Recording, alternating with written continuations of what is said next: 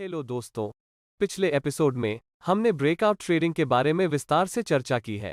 Breakout trading markets में सबसे exciting trading styles में से एक है। आप प्राइस को एक रेंज के भीतर कंसोलिडेट होते हुए देखते हैं और फिर जब प्राइस उस रेंज से बाहर ब्रेकआउट होते हैं तो आप ट्रेड में एंटर करते हैं और एक मजबूत प्राइस मूव का लाभ उठाते हैं।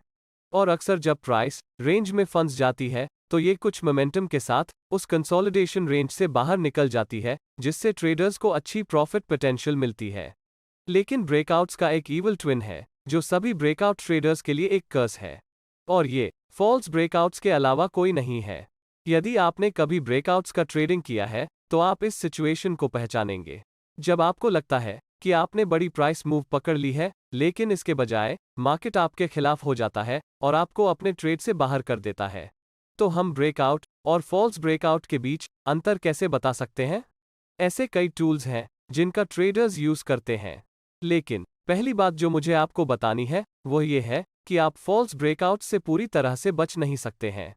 कई बार ऐसा होता है कि सेटअप कितना भी अच्छा क्यों ना हो, आप अभी भी फॉल्स ब्रेकआउट्स में फंस जाएंगे। लेकिन आप फॉल्स ब्रेकआउट्स में फंसने की संभावना को कम कर सकते हैं। हमारे पास कुछ प्राइस एक्शन के तरीके और कुछ टिप्स हैं जिनका उपयोग आप फॉल्स ब्रेकआउट्स में फंसने की संभावना को कम करने के लिए कर सकते हैं। इसलिए पहली टिप जो मैं आपके साथ शेयर करना चाहता हूं वह है पावर मूव्स का पीछा करना बंद करना, या एरियाज ऑफ वैल्यूज में पावर मूव्स का पीछा करना बंद करना। आखिर पावर मूव्स क्या होते हैं? मैंने पावर मूव्स के बारे में इस कोर्स के एपिसोड 6 में बात की थी जब हमने रिवर्सल्स के बारे में चर्चा की थी।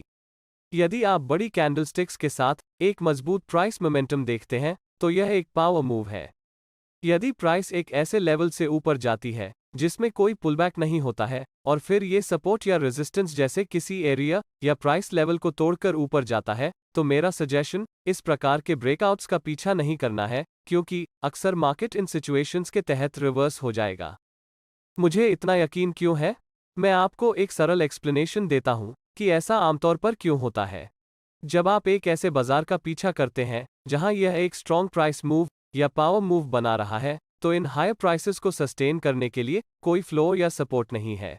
यदि आप चार्ट्स का एनालिसिस करते हैं तो मेजॉरिटी टाइम कीमतों में इस स्पेसिफिक टाइप की प्राइस एक्शन एग्जिबिट होती है जो ऊपर जाती है और फिर रिट्रेस होती है या पुल बैक करती है। इस प्रकार की प्राइस एक्शन में इन हायर प्राइसेस का सपोर्ट करने के लिए स्विंग लोज जैसे लेवल्स होते हैं। इसका क्या मतलब होता है? उदाहरण के लिए एक रेजिस्टेंस का मामला लें। यदि बाजार रेजिस्टेंस से रिवर्स हो जाता है तो उसे एक फ्लो या सपोर्ट मिल जाएगा जहां पोटेंशियल बाइंग प्रेशर प्राइसेस को अधिक बढ़ा सकता है। इस प्रकार की प्राइस मूव्स अधिक रिलायबल हैं क्योंकि वे इन राइजिंग प्राइसेस का सपोर्ट करने के लिए हायर स्विंग लेवल्स की एक श्रृंखला है। अब क्या होता है जब बाजार ने एक लेवल में एक पावर मूव दी है? इस मामले में भी एक रेजिस्टेंस लेवल पर विचार करें। इसका मतलब है कि इन हाई प्राइसेस का सपोर्ट करने के लिए कोई इंटरमीडिएट स्विंग लेवल्स नहीं है, या रेजिस्टेंस पर बेचने पर सेलर्स का ऑपोजिशन करने के लिए बायर्स के लिए कोई ऑब्वियस प्राइस लेवल नहीं है। बाइंग के लिए एकमात्र पोटेंशियल एरिया पिछला सपोर्ट लेवल है।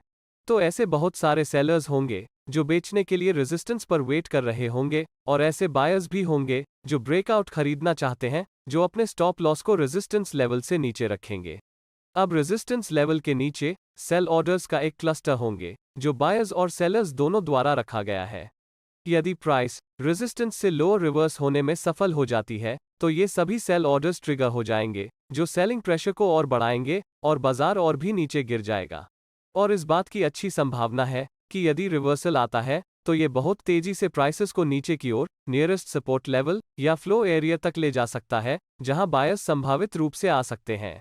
लेकिन ये एक बड़ी दूरी होगी और कोई भी बायर जो एक स्टॉप लॉस नहीं रखा है उसके अकाउंट में से खून बह जाएगा। इसलिए ये बेहतर है कि यदि आप एक ब्रेकआउट ट्रेडर हैं तो आप दूर रहें या ऐसी कंडीशंस में साइडलाइंस पर रहें जहां एरिया ऑफ वैल्यू में एक पावर मूव आता है।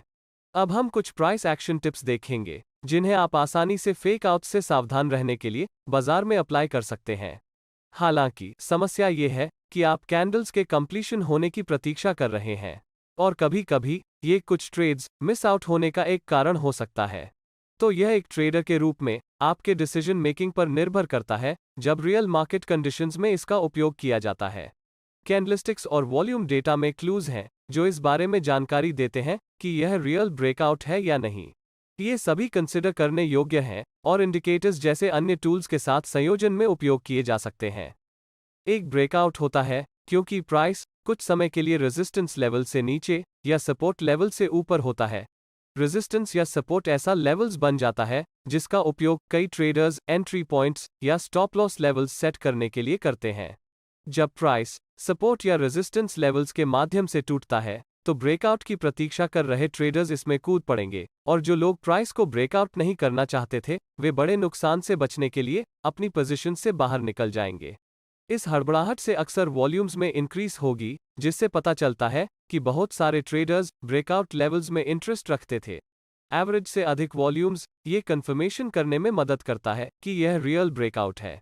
यदि ब्रेकआउट्स पर केवल स्मॉलर वॉल्यूम्स ही है तो वह लेवल बहुत सारे ट्रेडर्स के लिए महत्वपूर्ण नहीं हो सकता है, या ट्रेडर्स को उस विशेष लेवल के पास ट्रेड करने के लिए इंटरेस्ट नहीं है, या लेवल इंटरेस्टिंग नहीं है। इन लो वॉल्यूम के ब्रेकआउट्स के फेल होने की अधिक संभावना है। अपसाइड ब्रेकआउट्स के मामले में यदि ये फेल होता है तो प्राइस रेजिस्टेंस लेवल से नीचे गिर जाएगी। किसी सपोर्ट के डाउनसाइड ब्रेकआउट के मामले में, जिसे अक्सर ब्रेकडाउन कहा जाता है, यदि ब्रेकडाउन फेल होता है तो प्राइस सपोर्ट लेवल से ऊपर वापस आ जाएगी। कुछ मामलों में हाई वॉल्यूम्स में ब्रेकआउट के बाद भी ब्रेकआउट डायरेक्शन में फिर से चलने से पहले प्राइस अक्सर ब्रेकआउट लेवल पर रिट्रेस हो जाएगी या पुल बैक हो जाएगी। ऐसा इसलिए है क्योंकि शॉर्ट टर्म ट्रेडर्स अक्सर इनिशियल ब्रेकआउट्स खरीदते हैं लेकिन फिर प्रॉफिट्स के लिए बहुत जल्दी एग्जिट करने का प्रयास करते हैं। शॉर्ट टर्म ट्रेडर्स द्वारा ये प्रॉफिट बुकिंग टेम्पररी प्राइसेस को ब्रेकआउट लेवल पर वापस लाएगी। यदि ब्रेकआउट रियल है तो प्राइस को ब्रेकआउट डायरेक्शन में वापस जाना चाहिए। यदि ऐसा नहीं होता है तो यह एक फेल्ड ब्रेकआउट है और प्राइसेस रिवर्स हो जाएंगी। वॉल्यूम्स का एनालिसिस करना ये पहचानने का एक तरीका है कि ब्रेकआउट असली था या नकली। लेकिन जैसा कि मैंने पहले मेंशन किया है, ये हर बार काम नहीं करता है और ऐसे मौके आते हैं जब यह आइडिया फेल हो जाएगा। तो आइए ब्रेकआउट्स और फेकआउट्स के बीच अंतर को ध्यान में रखने के लिए कुछ और कॉन्सेप्ट्स पर विचार करें। पहली बात यह है कि आपको ये देखने के लिए वेट करनी होगी कि कैंडलस्टिक सपोर्ट या रेजिस्टेंस लाइन के नीचे या ऊपर क्लोज होता है या नहीं। इसका मतलब है कि ब्रेकआउट कैंडल की रियल बॉडी रेजिस्टेंस लेवल के ऊपर क्लोज होनी चाहिए या ब्रेकडाउन कैंडल की रियल बॉडी सपोर्ट लेवल के नीचे क्लोज होनी चाहिए। बदले में इसका मतलब है कि ब्रेकआउट्स की कंफर्मेशन करने के लिए बस लेवल से परे एक विक या शैडो बनाना काफी नहीं है। फॉलो करने के लिए यह एक अच्छा रूल है, लेकिन अपने आप में यह रिलायबल नहीं है।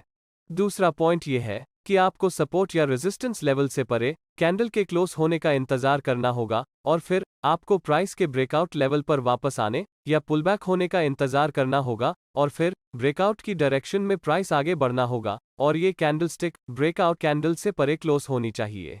ये रेजिस्टेंस टर्न सपोर्ट या सपोर्ट टर्न रेजिस्टेंस मेथड है जो ब्रेकआउट ट्रेडिंग के लिए वास्तव में एक रिलायबल तरीका है, लेकिन इसके लिए बहुत पेशेंस की आवश्यकता होती है क्योंकि पुलबैक के लिए बहुत अधिक वेट करना पड़ता है और कभी कभी प्राइसेस वापस भी नहीं आती हैं या लेवल पर पुलबैक नहीं होती हैं और संभावना है कि आप ट्रेड को मिस कर सकते हैं। तीसरा पॉइंट बड़े कैंडलस्टिक्स को देखना है जो इंगित करता है कि ब्रेकआउट के पीछे मोमेंटम है, और यह भी चेक करें कि क्या ब्रेकआउट वॉल्यूम पिछले वॉल्यूम से अधिक था। लेकिन डाउनसाइड यह है कि एक बहुत बड़ी कैंडल का मतलब है कि आप संभावित रूप से इस प्राइस मूव का एक बड़ा हिस्सा मिस किया गए हैं, इसलिए यह आपके रिवॉर्ड टू रिस्क के साथ साथ आपके स्टॉप लॉस के प्लेसमेंट को भी प्रभावित कर सकता है। समझने के लिए अंतिम पॉइंट यह है कि आपको मार्केट स्ट्रक्चर में प्राइस बिल्डअप की तलाश करनी होगी जो कि एक टाइट कंसोलिडेशन या रेजिस्टेंस लेवल में एक असेंडिंग ट्रायंगल के समान हाई लोज हो सकता है, या एक डिसेंडिंग ट्रायंगल के समान सपोर्ट लेवल में लोअर हाइज हो सकती है, जो क्रेडिबल पैटर्न्स हैं जो हाई प्रोबेबिलिटी वाले ब्रेकआउट ट्रेड्स दे सकते हैं। आप उनके बारे में पिछले एपिसोड से और जान सकते हैं। अब हम एक इंडिकेटर का उपयोग करके ब्रेकआउट कंफर्मेशन प्राप्त करने का एक फास्ट तरीका देखेंगे। यह एक इमीडिएट येस और नो कंफर्मेशन देगा कि क्या हम इस ब्रेकआउट पर भरोसा कर सकते हैं या नहीं। इसके लिए हम अपने चार्ट में RSI इंडिकेटर या रिलेटिव स्ट्रेंथ इंडेक्स को ऐड करना होगा। यदि हम ब्रेकआउट्स की तलाश कर रहे हैं तो हम उम्मीद करेंगे कि ब्रेकआउट कुछ प्राइस मोमेंटम के साथ होगा, और हम उस मोमेंटम को खोजने के लिए RSI इंडिकेटर का उपयोग करेंगे। बेसिकली RSI एक मोमेंटम इंडिकेटर है और यह एक प्राइस मूव की स्पीड को मापता है। तो यदि वो स्पीड बढ़ रही है तो मोमेंटम बन रहा होगा या बढ़ रहा होगा। मैं इस मामले में RSI कन्वर्जेंस के बारे में बात कर रहा हूं। RSI कन्वर्जेंस तब होता है जब RSI डायरेक्शन प्राइस ट्रेंड को रिफ्लेक्ट करती है। उदाहरण के लिए, यदि किसी स्टॉक की कीमत ऊपर की ओर जाती है तो RSI भी ऊपर की ओर ट्रेंड होता है।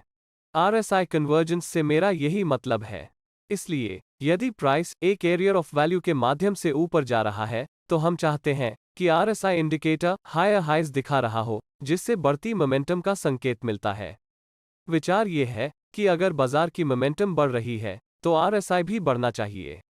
उसी प्रकार, अगर प्राइस नीचे जा रही है और एक सपोर्ट लेवल से नीचे टूट रही है तो यह RSI टूल में नीचे की ओर बढ़ती मोमेंटम का संकेत देती है। बेरिश और बुलिश दोनों सिग्नल्स के लिए ये कंफर्मेशन आमतौर पर अधिक यूजफुल होती है जब RSI की पीरियड 14 या उससे अधिक होती है। 14 पीरियड के नीचे कुछ भी पीरियड इस्तेमाल किया जा सकता है, लेकिन आमतौर पर कन्वर्जेंस की कंफर्मेशन के लिए इसे कम रिलायबल माना जाता है। बेशक कोई इंडिकेटर परफेक्ट नहीं है, लेकिन ब्रेकआउट की कंफर्मेशन करने के लिए RSI का उपयोग करने से आपको मार्केट में सिग्निफिकेंट एज मिलेगी।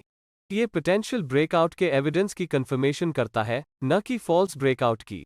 मेरा सजेशन है कि आप इसे अपने चार्ट्स में जोड़ें और देखें कि यह आपके लिए क्या कर सकता है।